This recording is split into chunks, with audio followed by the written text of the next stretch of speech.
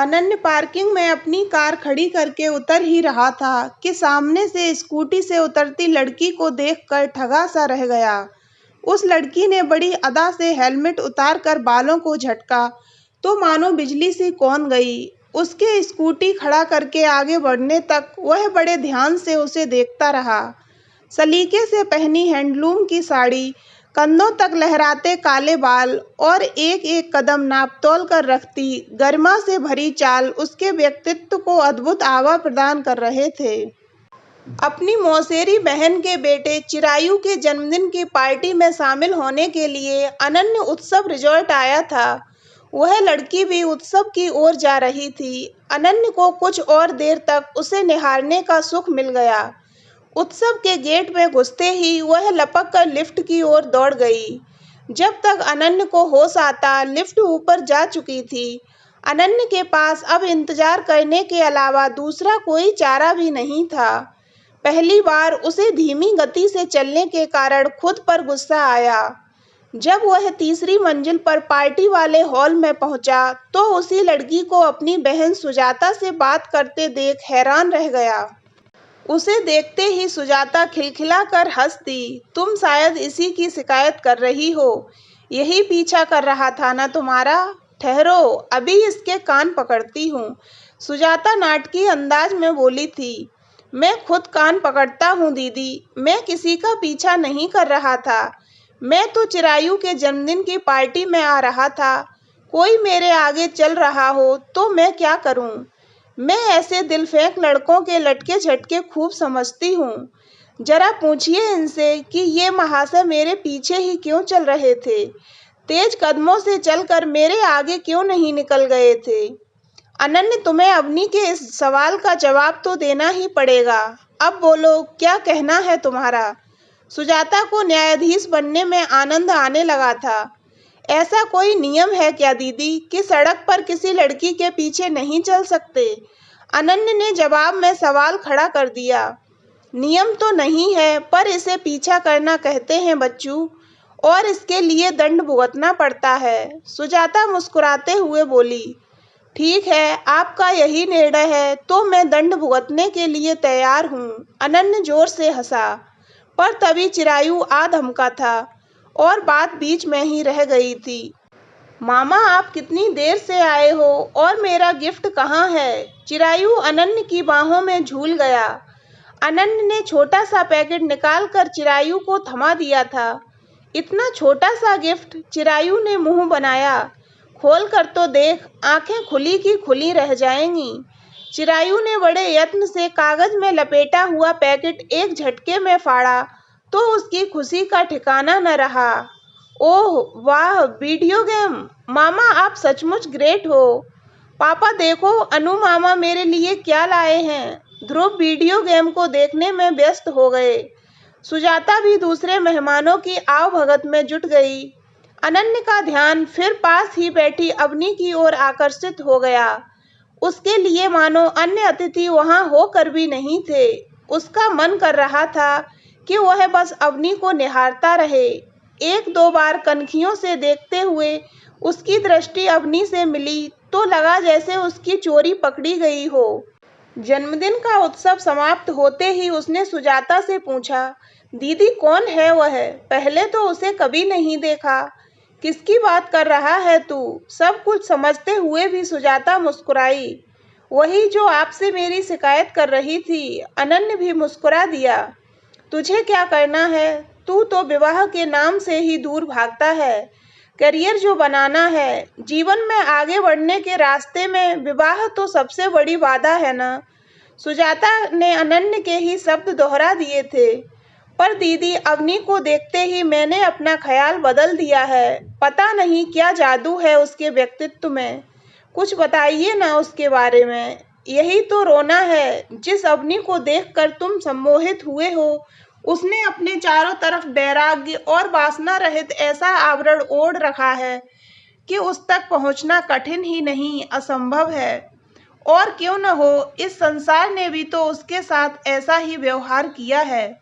सुजाता का दर्दीला स्वर सुनकर अनन्य चौंक उठा। ऐसा क्या कर दिया संसार ने अवनी के साथ। क्षण मात्र में ही अब तक की सुनी हुई समस्त अनहोनी घटनाएं अनन्य के मानस पटल पर कौंध गईं।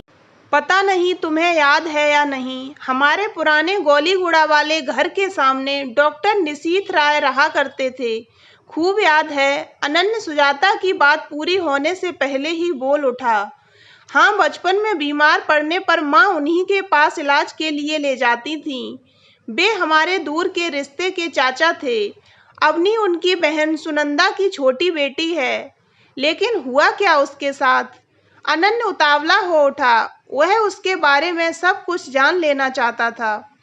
5 वर्ष पहले की बात है। अवनी का विवाह एक बड़े संपन्न परिवार में तय हुआ था।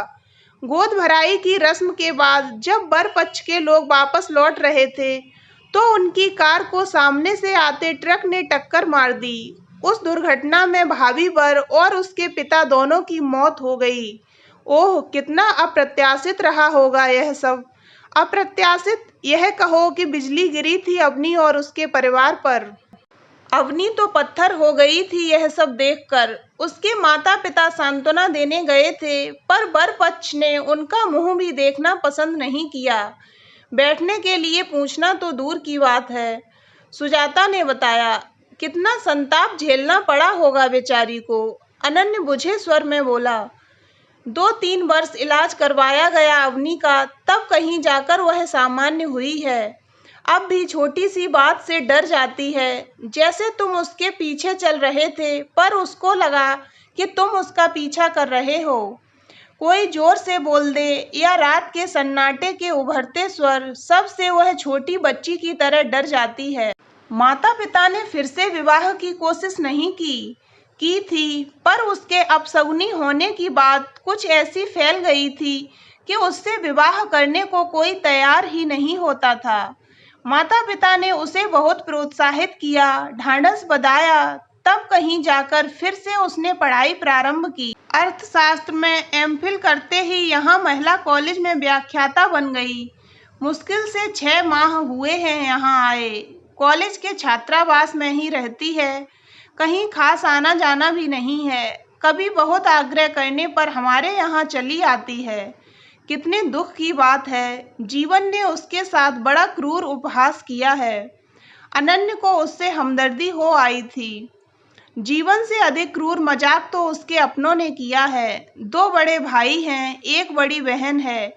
तीनों अपनी गृहस्थी में इतने मगन हैं कि छोटी बहन के संबंध में सोचते तक नहीं। मेरी बुआ यानी अवनी की माँ बिल्कुल अकेली पड़ गई हैं। एक और बीमार पति की तीमारदारी तो दूसरी ओर अवनी की समस्या। उनका हाल पूछने वाला तो कोई है ही नहीं। सुजाता का गला भर आया, आंखें भीग गईं। जो हुआ बहुत दुखद था, पर दीदी इसका अर्थ यह तो नहीं कि पूरा जीवन एक दुर्घटना की भेंट चढ़ा दिया जाए।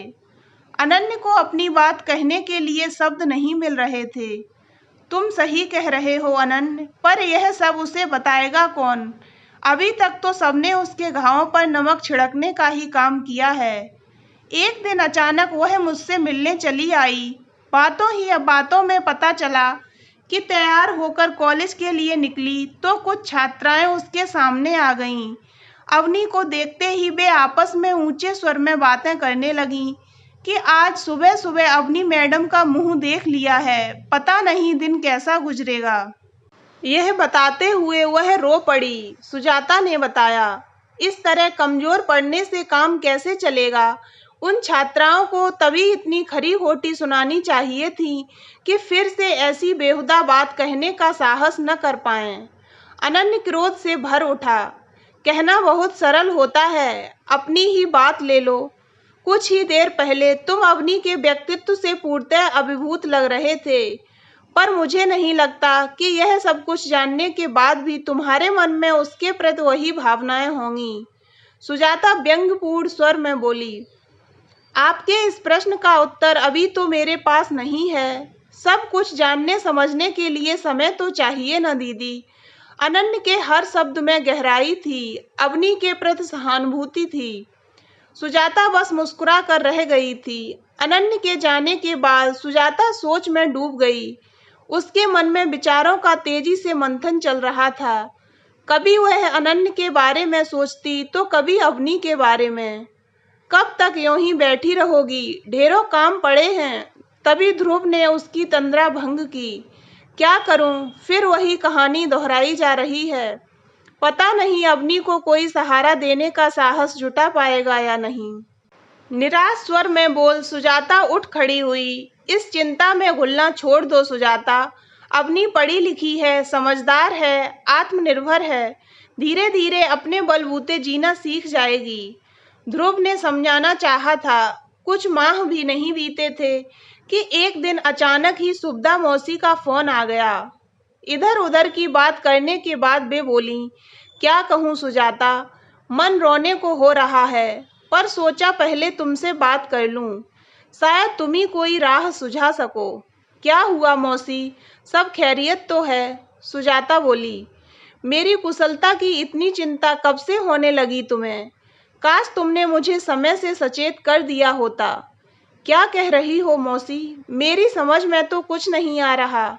सुजाता परेशान हो उठी। मैं उस मुई अवनी की बात कर रही हूँ। पता नहीं कब से प्रेम लीला चल रही है दोनों की। अब अनन्य जिद ठाने बैठा है कि विवाह करेगा तो अवनी से ही, नहीं तो वह कुंवारा रहेगा। मेरा विश्वास करो मौसी, मुझे तो इस संबंध में कुछ भी पता नहीं है, पर अनन्य तो कह रहा था कि वह अवनी से पहली बार चिरायु के जन्मदिन पर ही मिला था। उस समारोह में तो बहुत से लोग आमंत्रित थे। कहाँ क्या चल रहा था मैं कैसे बता सकती हूँ। ठीक है, मान ली तुम्हारी बात, पर अब तो कुछ करो सुजाता। मेरा तो एक ही बेटा है, उसे कुछ हो गया तो मैं बर्बाद हो जाऊंगी। सुब्दा फोन पर ही रो पड़ी। ऐसा मत बोलो मौसी, ऐसा कुछ नहीं होगा। क्या पता इसमें भी कोई अच्छाई ही हो। सुजाता ने उन्हें ढांढस बंधाया। इसमें क्या अच्छाई होगी, मेरी तो सारी उमंगों पर पानी फिर गया। इससे तो अनन्य कुंवारा ही रह जाता तो मैं संतोष कर लेती। सुजाता वादा कर कि तू अनन्य को समझा लेगी। ठीक है, मैं प्रयत्न करूंगी मौसी, पर कोई वादा नहीं करती। तुम तो जानती ही हो आजकल कौन किसकी सुनता है। जब अनन्य तुम्हारी बात नहीं मान रहा तो मेरी क्या मानेगा। सुजाता ने अपनी व्यवस्था जताई थी। प्रयत्न करने में क्या बुराई है, तुझे तो वह बहुत मान देता है, शायद मान जाए। अपनी मौसी के लिए तू इतना भी नहीं करेगी, सुब्दा ने जोर डालते हुए कहा था। क्यों शर्मिंदा करती हो मौसी, मैं अपनी ओर से पूरी कोशिश करूंगी। सुजाता ने सुब्दा को आश्वस्त तो कर दिया, पर ज्यादा व्यस्तता के कारण अगले 2 महीने तक अवनी और अनन्य से मिलने तक का समय नहीं निकाल पाई। पर एक दिन अचानक सुब्दा मौसी को आया देख उसके आश्चर्य की सीमा न रही। आओ मौसी, तुम्हारा फोन आने के बाद व्यस्तता के कारण अनन्य से मिलने का समय ही नहीं निकाल पाई। मैं आज ही अनन्य से मिलने की कोशिश करूंगी। सुजाता मौसी को अचानक आया देखकर अचकचा कर बोली, अब उसकी कोई आवश्यकता नहीं बेटी, मैं तो उन दोनों के विवाह का निमंत्रण देने आई हूँ। अनन्य को बहुत समझाया बुझाया, लेकिन वह माना ही नहीं। पता नहीं उस जादूगरनी ने क्या जादू कर दिया मेरे बेटे पर। बेटे की जिद के आगे मुझे झुकना ही पड़ा। सुब्दा मौसी भरे गले से बोली और निमंत्रण पत्र देकर उल्टे पांव लौट गईं। बहुत प्रयत्न करने पर भी उन्हें रोक नहीं पाई सुजाता। शायद वे अनन्य और अवनी के विवाह के लिए सुजाता को ही दोषी मान रही थीं।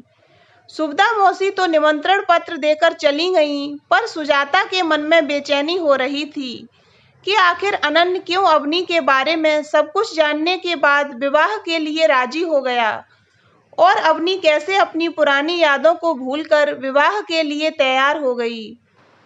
सुजाता ने अनन्य और अवनी से बात की तो दोनों ने ही कहा, दीदी हम दोनों ने एक दूसरे को अच्छी तरह समझ लिया है। साथ ही हम यह भी समझ गए हैं कि सगुन अपसगुन कुछ नहीं होता। जीवन साथी अगर अच्छा हो तो जिंदगी अच्छी गुजरती है। अतः एक दूसरे को समझने के बाद ही हमने शादी करने का फैसला लिया है।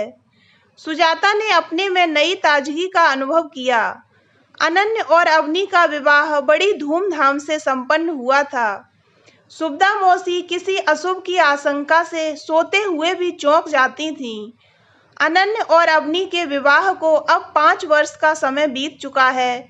2 नन्हे मुन्नों के साथ दोनों अपनी गृहस्थी में कुछ ऐसे रमे हैं कि दीन दुनिया का होश ही नहीं है उन्हें।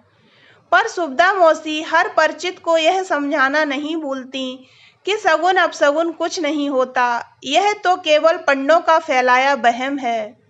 तो दोस्तों, अगर आपको ये कहानी अच्छी लगी हो तो वीडियो को लाइक करें और ऐसी ही अन्य कहानियाँ सुनने के लिए हमारे चैनल को सब्सक्राइब अवश्य करें।